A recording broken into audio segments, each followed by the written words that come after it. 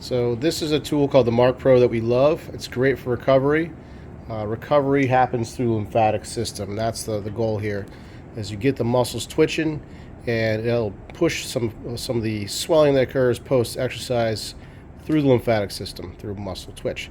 So he's putting an electrode right on the middle of the quad and one down by the tendon.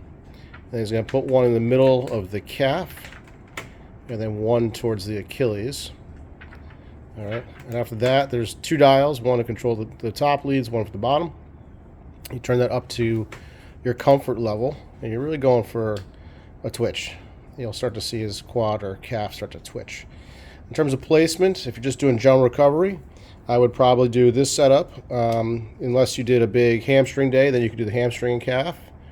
Or if you have sort of generalized visible swelling, like a lymphedema, then I'd probably put them all on the back of the leg, so hamstring and calf, because you have lymph nodes on right behind the knee, so then you could target that more specifically.